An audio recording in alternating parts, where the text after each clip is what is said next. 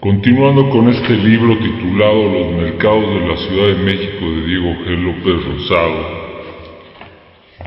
dice de la siguiente manera: con la derrota de Azcapotzalco culminó el ciclo preparatorio de los antiguos mexicas y al mismo tiempo dio el principio el arranque definitivo de su estructuración. Uno de sus mayores constructores fue Tlacaele, que ideó y llevó a cabo las reformas a la administración económica y a las organizaciones políticas y religiosas que rigieron la sociedad tenochca hasta 1521. Con ello no solo cambió el comportamiento de la gente, sino también su ciudad. Tenochtitlán, antes sometida, llegaría a ser dueña del mundo de Semanáhuac, y su apariencia, originalmente humilde, un ropaje florido, no parecía la ciudad, dice Alvarado de Sosomoco, de 3 o 4 leguas, sino un laberinto, huerto florido, deleitoso y alegre, que daba contento verle. Descrito a grandes trazos, el proceso evolutivo de los mexicas desde su asentamiento en el primitivo islote de México Tenochtitlán en 1325 hasta la víspera de su emancipación con la derrota de los tepanecas de Azcapotzalco, se examinarán seguidamente los diversos problemas que confrontaron para lograr el abastecimiento de su población en constante crecimiento.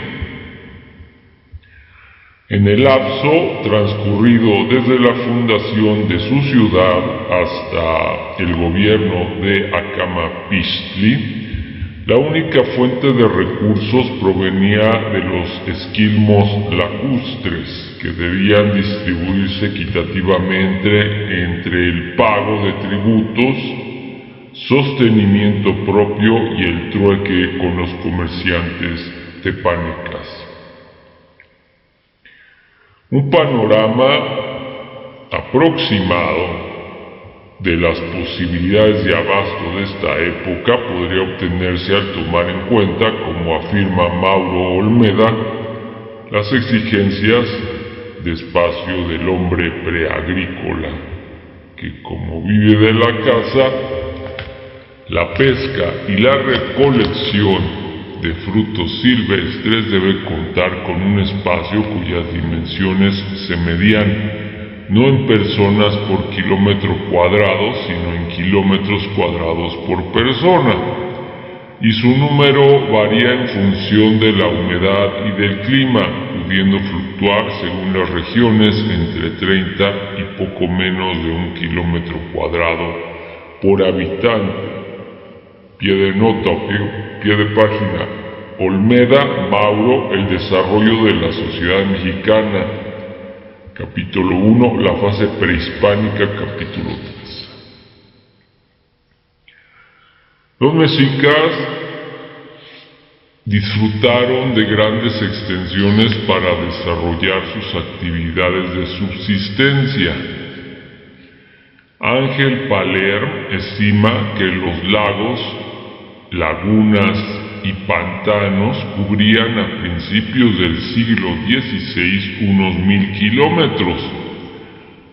kilómetros cuadrados, y en ellos abundaban distintas especies de aves acuáticas, peces, insectos y otras variedades de alimentos.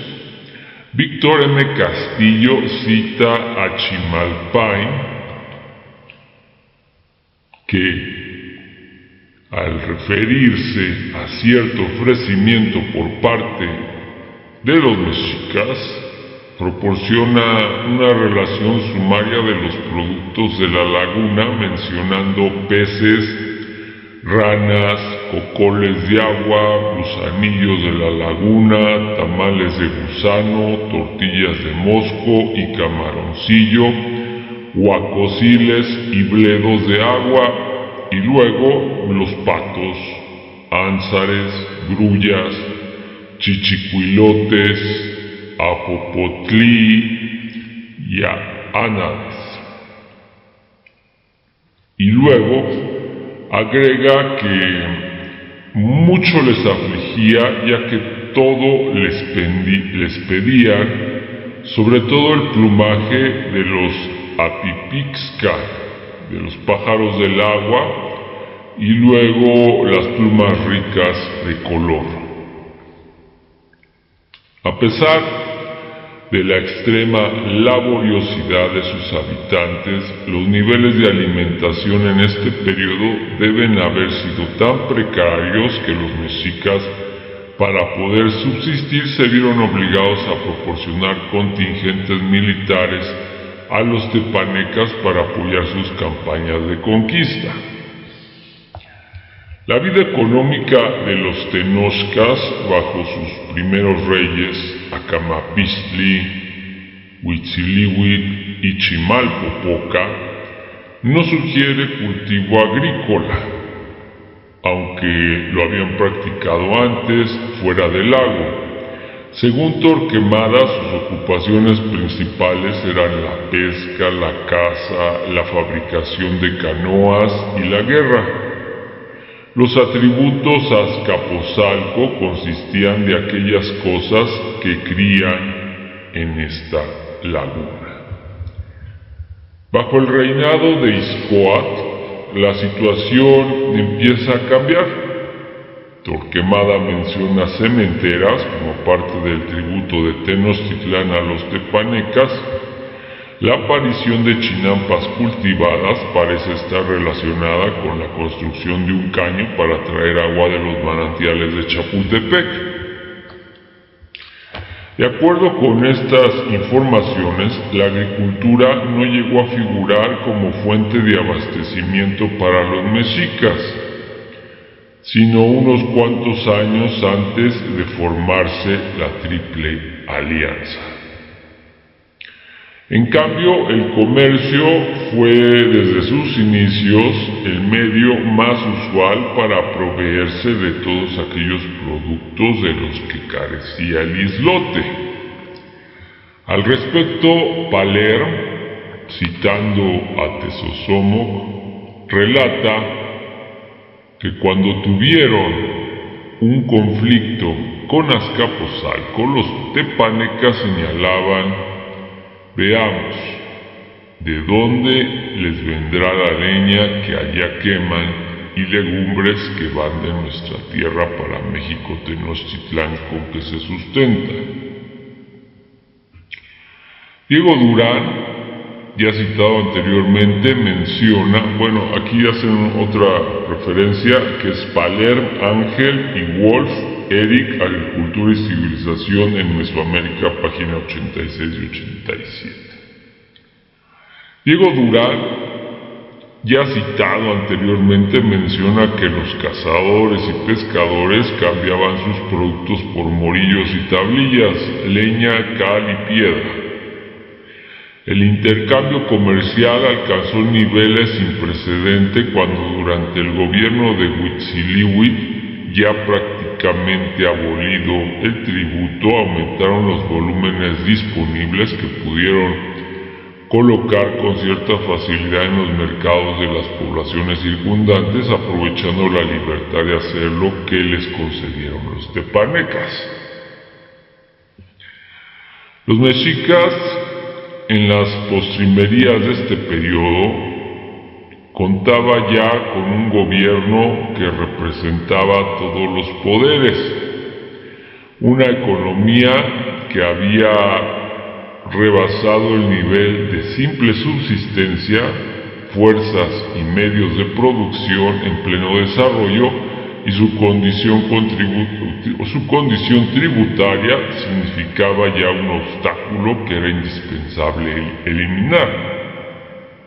Sus aspiraciones emancipadoras encontraron un ambiente propicio y solidario entre las demás poblaciones sometidas dentro y fuera del Valle de México, y así pudo formarse una poderosa alianza en Texcoco y Tlacopan, que entre 1428 y 1430 libró batallas contra Azcapotzalco, que culminaron con la derrota de Maxtla y un cambio radical y profundo en la vida económica, política y social de las poblaciones indígenas.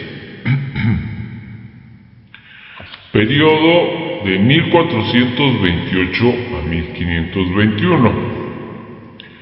Pretender establecer con certeza el número de habitantes que tenía México Tenochtitlán a la llegada de los españoles es empresa que intentaron varios de los cronistas de la conquista y numerosos autores contemporáneos, pero que aún es motivo de controversias. Sin embargo, valiéndose de las abundantes informaciones disponibles, es posible fijar alguna cifra dentro de los límites razonablemente aceptables. El problema inicial consiste en que, mientras unos cronistas se refieren al número de habitantes, otros mencionan solamente el número de casas que había en la ciudad, y ambos datos difieren considerablemente. A esta circunstancia habría que agregar que no se tiene la seguridad de que las estimaciones correspondían únicamente a la ciudad o incluyan también los arrabales o pequeñas comunidades que estaban a corta distancia o eran colindantes. Sonia Lombardo de Ruiz, en su libro Desarrollo Urbano de México Tenochtitlán, señala que los autores que proporcionaron cifras son el Conquistador Anónimo, quien dice que había 60,000 habitantes más o menos, Ixtlilxóchitl, que habla de más de 50,000 vasallos, y Oviedo, que menciona 50,000 vecinos. Muchos autores han pensado que tanto el Conquistador Anónimo como en Oviedo se trata de vecinos, es decir, jefes de familia, y que si se calcula un promedio de 5 miembros se trataría de 300,000 y 250,000 habitantes respectivamente. Otros cronistas, al referirse a la población de México, no hablan del número de habitantes, sino del número de casas. Así López de Gomora, quien parece recordar o concordar con Cortés en los datos que da en su crónica, menciona 60,000 casas. En cambio, Torquemada dice que eran 120,000 y Aguilar estima que había pasadas 100,000.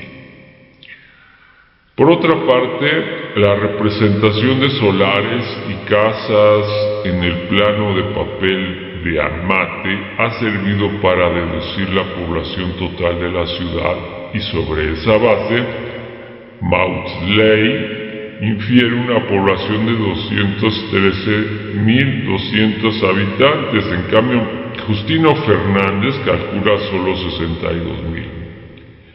Por último, Cook y Simpson, promediando datos obtenidos en diversas fuentes, deducen que la población de México en 1521 era de 340,000 habitantes.